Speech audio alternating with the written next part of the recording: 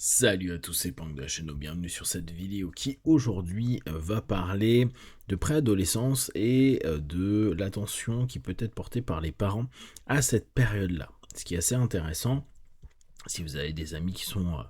dans le monde judiciaire, dans la police, etc., c'est de vous rendre compte à quel point aujourd'hui il y a beaucoup de problèmes au sein des établissements scolaires, surtout au collège. Je dis pas qu'il y en a pas au lycée ni à la fac, mais globalement, c'est au collège. C'est-à-dire qu'on va avoir des jeunes qui vont commencer à rentrer dans un monde qui peut devenir anxiogène, angoissant, violent, et paradoxalement, c'est là où il y a beaucoup d'abandon de la part des parents. Il est possible que, parce que on vend depuis des années le fait que l'adolescence est une phase critique de l'enfant, on se dise, bon, c'est des ados, ils font leurs expériences, ils déconnent. Sauf que l'adolescence, officiellement, commencerait autour de 14 ans, on va dire, fin du collège, début du lycée. Or, beaucoup de jeunes sont déjà dans un modèle associé à leur système, en général les potes de l'école et ou de l'environnement autour du domicile, qui vont entraîner l'ensemble des réactions et comportements qu'il peut y avoir dans un futur proche et souvent, possiblement, un abandon scolaire chez beaucoup d'entre eux. S'ils n'ont pas eu X redoublement pendant le collège et parfois une réorientation vers des contrats professionnels, des études pro, va y avoir un gros blocage au niveau de la seconde, et puis de toute façon une réorientation à partir de ce moment-là.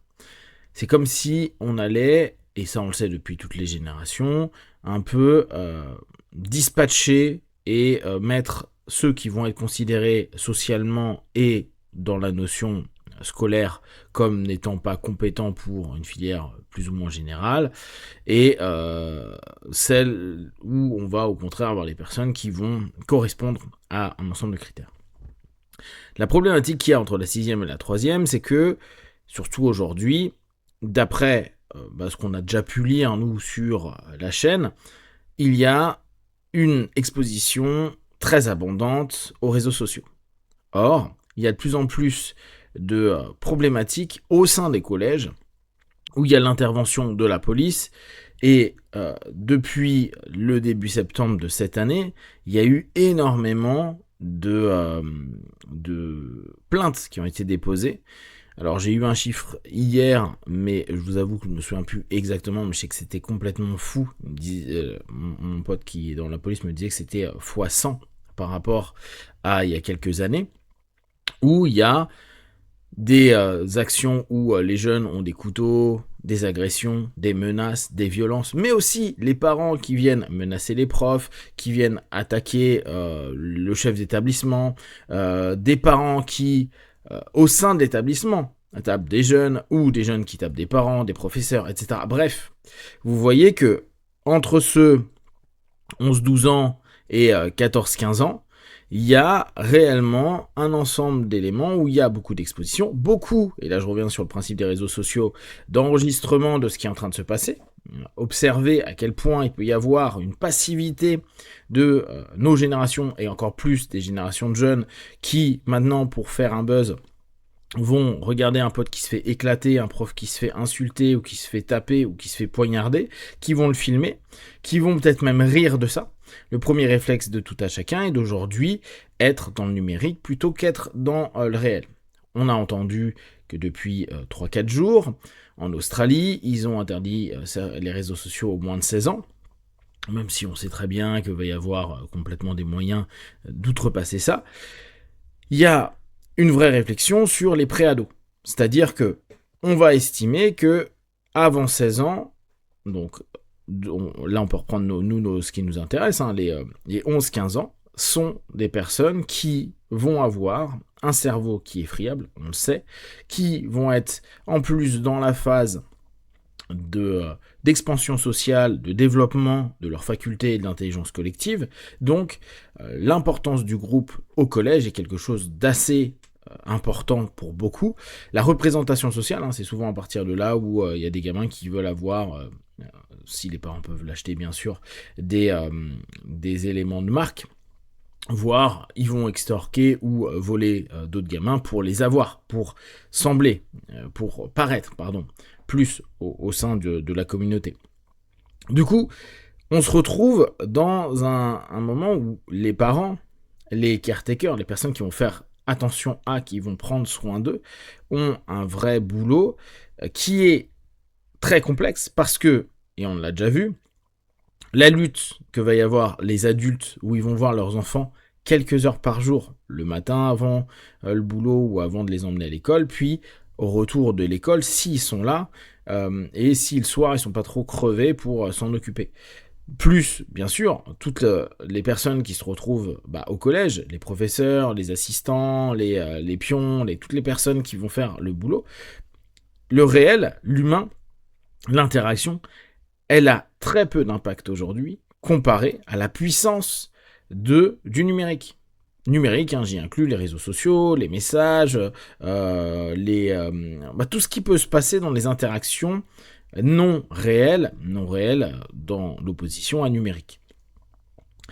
Du coup, c'est là où il y a peut-être quelque chose à vraiment focaliser, plutôt que de se dire il y a l'adolescence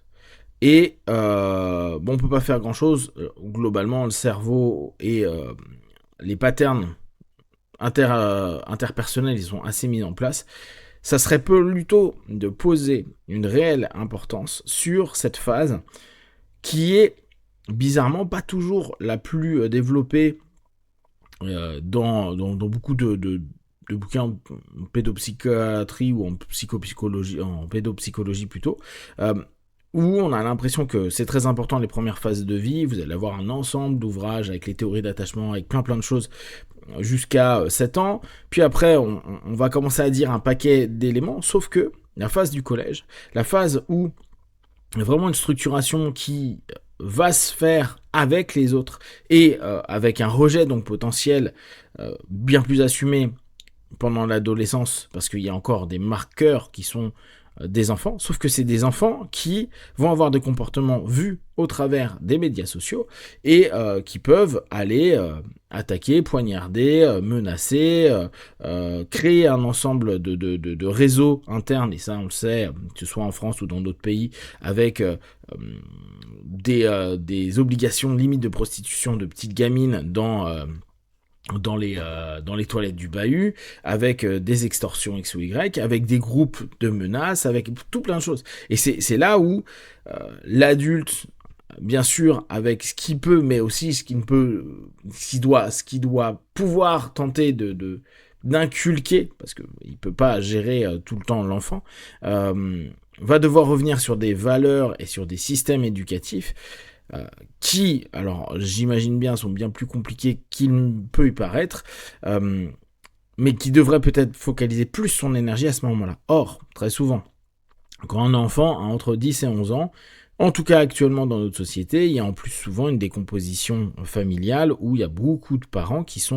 beaucoup de familles qui sont monoparentales pendant la phase du collège des enfants, et ça peut être assez compliqué là aussi de se battre tout seul à essayer d'éduquer, d'orienter le mieux possible, sachant qu'il y a toute la gestion de la famille qui repose sur une personne, l'autre étant absente ou peut-être même ne payant même pas à un certain moment des frais quelconques. Donc il y a vraiment, entre la problématique des adultes qui, parfois, dans ces âges-là, s'est retrouvée dans des séparations volontaires et ou involontaires. Donc, en plus, il y a cet inconscient qui nous dit « Oh, ils sont un peu plus adultes, j'ai moins à m'en occuper que quand ils sont enfants ». Et paradoxalement, si l'adulte ne s'en occupe pas, c'est aujourd'hui sûr et certain que le numérique le fera avec grand plaisir. Le numérique étant complètement drivé par les pulsions, les envies, les désirs et la prise de pouvoir sur autrui, voire subir tout ça si on n'est pas du bon, entre guillemets, côté des choses. Si vous avez des questions, des remarques, partagez. Comme d'habitude, de tout ce que je propose, ne prenez que ce qui est bon et juste pour vous tester, observer, analyser et conclure. Be one. Ciao.